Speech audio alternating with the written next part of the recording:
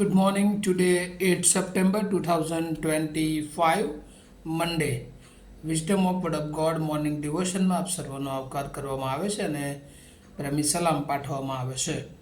આજે આપણે નીતિવચનોના પુસ્તકમાંથી 14મો અધ્યાય અને એની 24મી કલમ પર ટૂંકું મનન કરવા માગીએ છીએ અને પ્રભુનું વચન આપણને આ પ્રમાણે કહે છે: જ્ઞાનીઓનું મુગટ તેઓનું ધન છે, પણ મૂર્ખોની મૂર્ખાઈ તો મૂર્ખાઈ જ રહેશે. NIV બાઇબલ પ્રમાણે Proverbs 14:24, the wealth of the wise as their crown, but the folly of fools as folly. અને આ પ્રભુનું વચન છે અને આ વચન સમજવું ઘણીવાર આપણને મુશ્કેલીભર્યું લાગે, ડિફિકલ્ટ લાગે, કારણ કે જ્ઞાનીઓનો મુગટ તેઓનું ધન છે અને પણ મૂર્ખોની મૂર્ખાઈ તો મૂર્ખાઈ જ રહે છે. અને એક થીમમાં અથવા મુદ્રાલેખમાં જો કહેવું હોય તો wealth a benefit for the wise, અને એટલે કે જે જ્ઞાની માણસ છે એની પાસે જે કંઈ સમૃદ્ધિ છે, જે કંઈ ધન છે એ એને લાભકારક હોય છે. અને આ બાબત એ ઘણી બધી વાર આપણને જોવા મળે છે કે જ્ઞાનીઓ પાસે એ થોડું હોય, વધારે હોય, પણ એ એને ઉપયોગી બને છે, એને લાભકારક બને છે, એને શાંતિ આપે છે, કારણ કે એણે જે કંઈ મેળવ્યું છે બહુ પ્રમાણિકતાથી મેળવેલું હોય છે.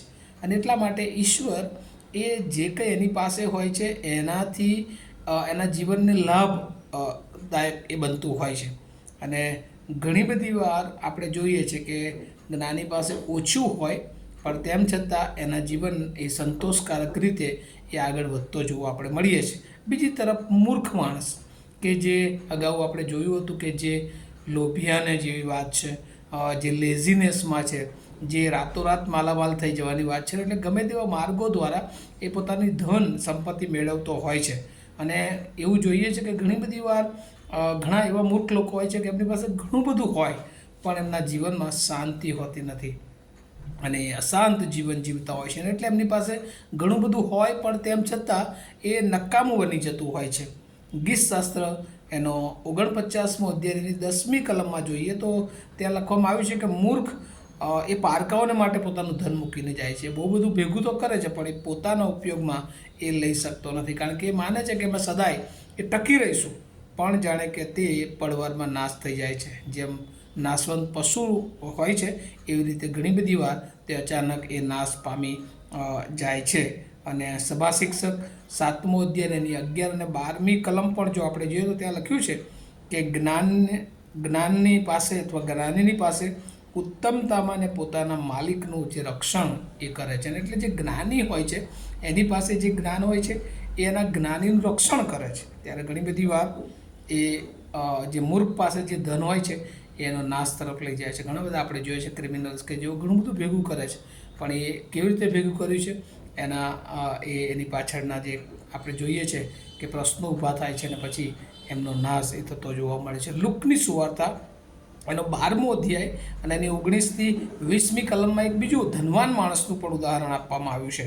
તે કહે છે કે એ જે ધનવાન માણસ હોય છે એ કહે છે કે હવે આટલું બધું ધન મારી પાસે છે અને હું મારા જીવને કહીશ કે સૂઈ જા, ખા પી અને આનંદ કર, પણ પ્રભુ કહે છે કે આજે રાત્રે હું તારો જીવ લઈ લેવાનો છું. ને ઘણું બધું છે પણ કશું એ ઉપયોગ કરી શકતો નથી. અને ઈશ્વર આપણને આજે સવારે કહે છે થોડું છે પણ સંતોષકારક રીતે જે ઈશ્વરની પ્રમાણિકતાથી મેળવેલું છે.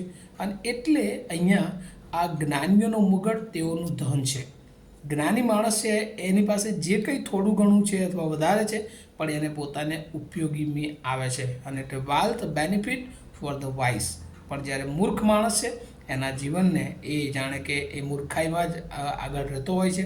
એનો નાશ કરવા માટે એનું પોતાનું ધન ઘણી બધી વાર એને નાશ તરફ લઈ જાય છે. એટલે આજે સવારે પ્રભુ આપણને કહે છે કે આપણી જરૂરિયાત પ્રમાણેનું પ્રભુ પૂરું પાડે છે, તો એમાં આપણે સંતોષ સહિત એ આગળ વધવું જોઈએ અને પ્રમાણિકતાની રીતે આપણા જીવનને આપણે પ્રસાર કરવું જોઈએ. ભૌતિકવાના ઉપર આપણે બહુ જ લક્ષ્ય લગાવવું જોઈએ નહીં, પણ આપણે પ્રભુના બાળકો તરીકે આપણને પ્રભુ જે રીતે બી આપે છે પણ પ્રમાણિકતા, સત્યતાના માર્ગે આપણું જીવન ચાલવું જોઈએ કે જેથી કરીને પ્રભુ પૃથ્વી પર જે કંઈ આપણને આપે એ બધું જ આપણા જીવનને માટે ઉપયોગી બને અને આપણા જીવનો હંમેશા બીજાઓને માટે ઉપયોગી બને. આ વાતો સમજવાના માટે પ્રભુ એની બહુ જ કૃપા આ પર સર્વને આપો.